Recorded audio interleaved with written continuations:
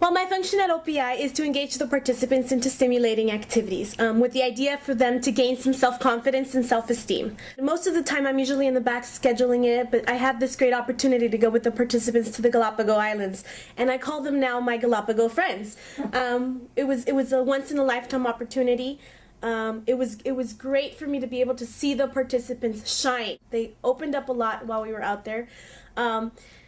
Some of them knew that I did have my own fears. For example, we went out snorkeling one day, and I had never snorkeled before, and Wow. it was interesting to have Chris there, who had never done that as well, but just to have him motivate me to go out and snorkel. That was a big thing for me. It's a great experience for me to be able to overcome certain fears and to have them help me overcome fears.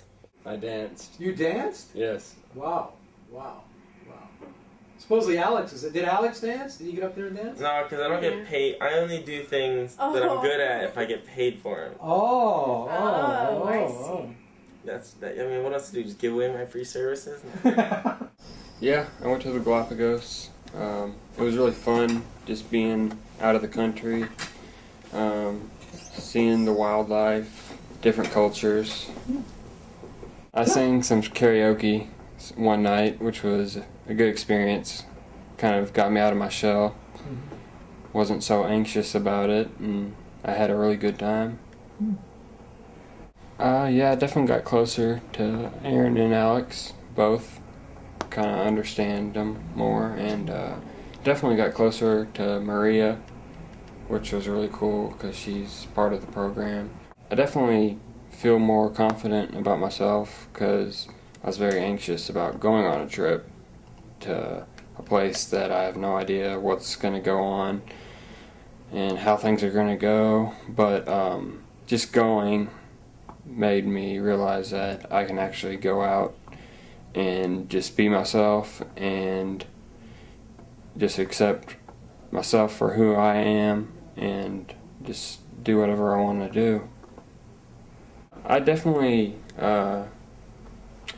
tell people that it's a really good idea to go visit different countries if they have the chance, just to see the different ways people live in the world, and they could learn just so much from it.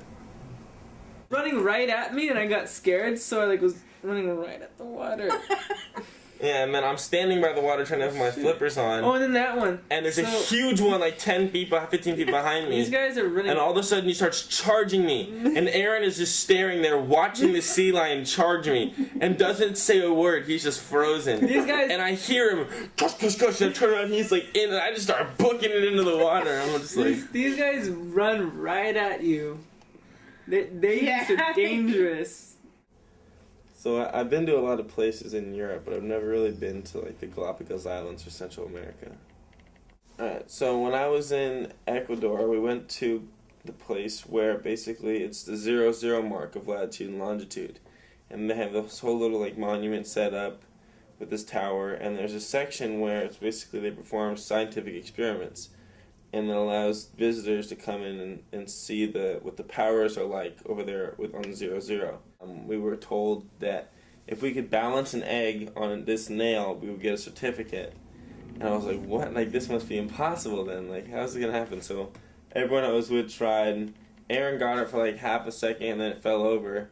And I wanted to make sure everyone else went first, and then realized, like, I got embarrassed and see if I could do it.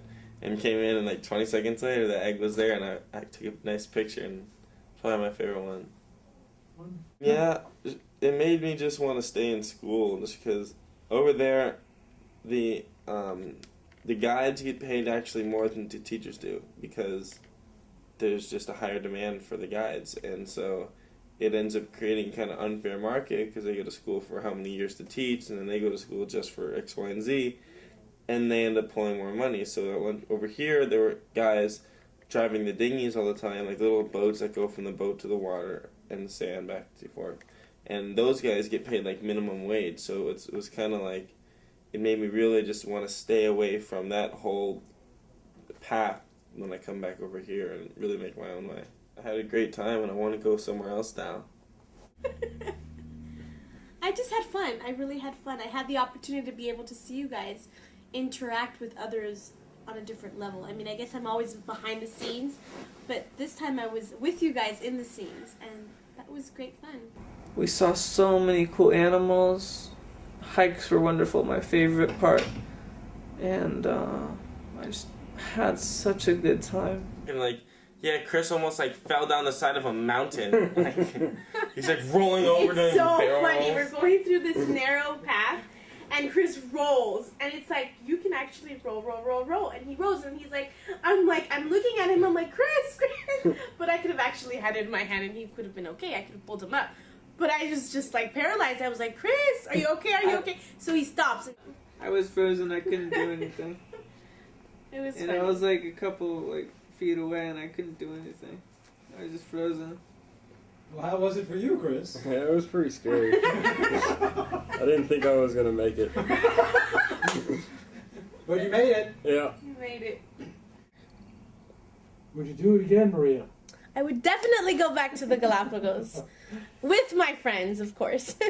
Would you do it again? Yeah, dude, I would love to go again. Would you do it again? Yes, definitely. I'd definitely go again. I just loved it. What's that?